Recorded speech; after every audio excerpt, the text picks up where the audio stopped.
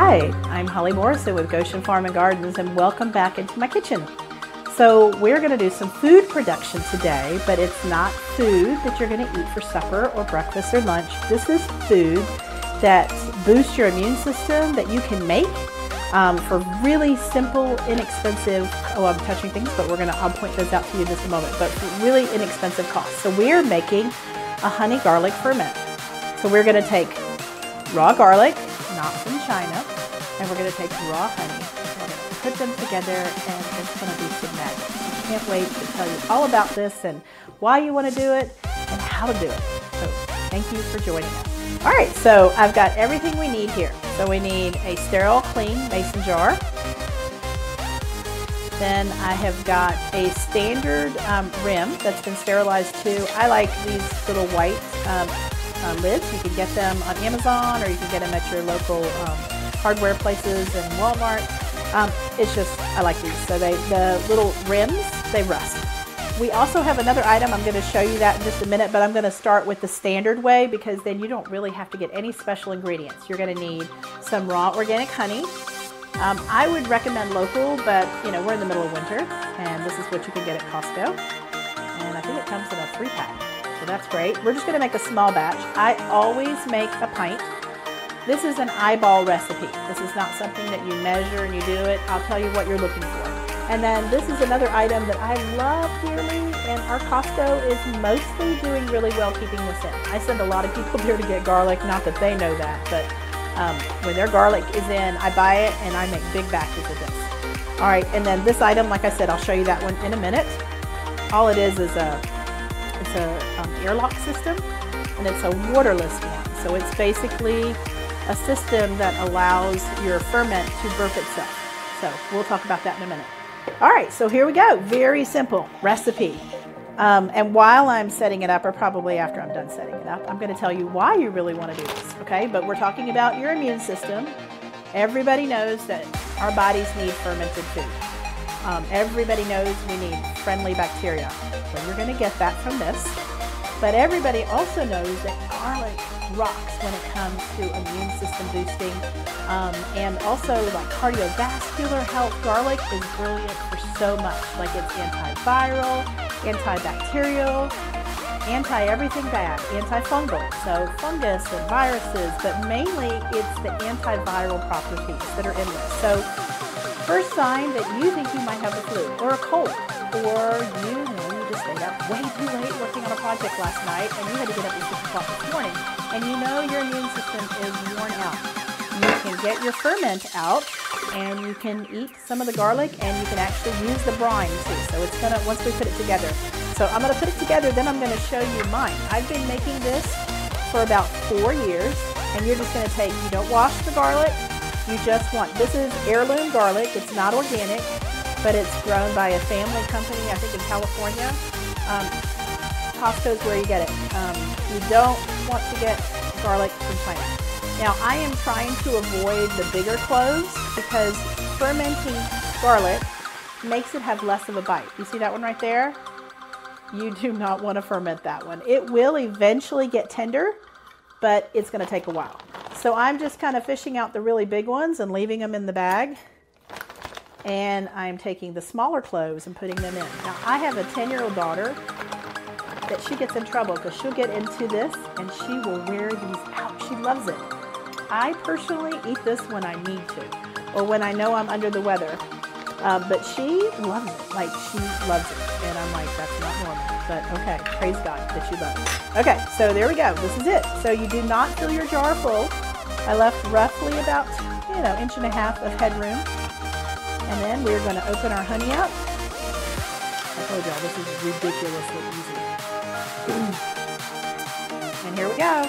We're pouring it in. Now, I did take my honey unopened, and I sat it in a basin of warm water just to get it like this, okay? Because we're in winter, and we all know about honey, and in the winter, it gets really thick, and you could just be here all day long waiting for this to pour in. Now, it looks like it's full, but it's not. We're going to let it keep going. And when we're in a hurry, we just get a little poker thing, and we just kind of push on it, but it looks like it's kind of trying to do it. But you want that honey, you want your garlic drenched. Totally drenched with honey. Like I've got air pockets back here. All right, I think we're there. Wow, that went, yep, warming the honey. Let me highly recommend that. I have not done that in the past. And I could be here all day. All right, I'm a nurse, and I like things clean, so I just keep things, even though my counters are clean, it's just nice because then you can pick that back up and you know that it's clean. When you're doing ferments, you want everything sterile. You want everything clean. All right, so I probably put a tad more honey in there than I would like. I want you to stop right about here. Because it was warm, well, so we have some air bubbles coming, but because it was warm, it just filled up really fast. Now, as you can see, some of this garlic is trying to float. When you have ferments, you want everything under the liquid. So we're going to put this lid on, and this is what you do. Anytime you ferment anything, you have to keep it dark. You want to put it in a fairly warm location, not a hot location, like not right beside your stove or a candle, or a heater for that matter. You want to put it where you're going to see it, okay? Because ferments that you don't see, well, we all know about that. I have a dear friend that we're renting from, and he made kombucha, and if you look at the ceiling up there, you will see in his early days, sometimes your kombucha gets a little crazy. But let me just tell you, you do not want honey garlic to do that, okay? Because this stuff is thick. All right, so we're going to just wrap it up in a towel, and you're going to keep it somewhere that you're going to notice it. And then what you're going to do is you're going to burp it. You're going to burp it daily for a week. So every day you're going to go, and the bubbles are going to come up. And you're going to see, probably about 3 days from now is where you're going to really see a lot of activity. And when the garlic starts releasing a little bit of its liquid, the honey's going to start getting thin. And I'm going to show you some of the ones that I've already done. I've been doing this now for 4 years. The first batch I made was the beginning, I think, of 2016-ish, maybe late 2014. So this is actually the second batch I made. So as you can see, the difference in color. Now this garlic is tasty. Like the older it gets, and forgot to mention, nice little detail, it's a lifetime ferment. They found honey garlic in Pharaoh's tombs, and it was still good. And the garlic tasted like candy. It was like chewy, like caramelized garlic. And they said it hardly had any garlic flavor. But when I mean a lifetime ferment, I mean once you're done with the babysitting part, this can stay in a dark cabinet. I just keep mine down here. I have a little fermented section that I keep all my ferments in. And it's good until you're done using it. Again, I make this, I give away 3/4 of it. Sometimes we need it and we take it. You can eat a clove, put it on the end of a fork, chew that baby up, use the brine. You can use the brine to make anything, but really we do not make this for food purposes. We make it for medicinal purposes. So you just take a teaspoon of the brine. See how liquid that is?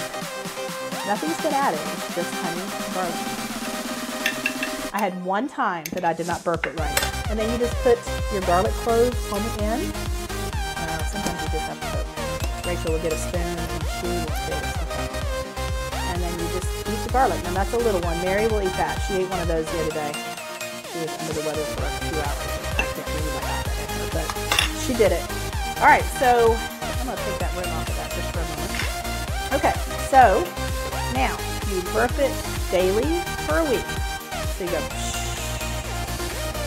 and you burp it weekly for a month, and then you burp it monthly until it quits needing to be burped. And if you've done no ferments, what I mean by burping, when you open a kombucha, here's my kombucha. When you open that for the first time, it goes, right? And if you shook it, well, we all know about that. Okay, so you're not going to do that. But when you're burping it, you slowly open it and you release the gases that it's producing, the carbon dioxide. All right, I'm going to put that right here, and I'm going to show you a nice little trick. This is a nipple system. I don't know if you can see that right there. There's like a little hole. It's an airlock system. It goes right on your mason jar. You can get them for standard or wide mouth. I got wide mouth. And you're going to lock it on.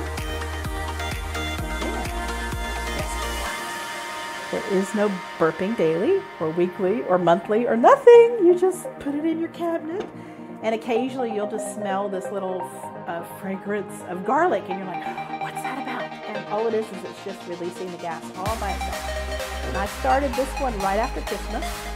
Now, the garlic I had was just a little bit drier, so they were floaters, and so I made a homemade.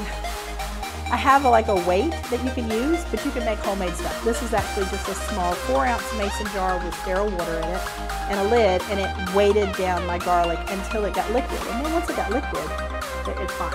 But the main thing with anytime you ferment is you want everything to stay below that level. So if you've got floaters, then you might need to add a weight to it.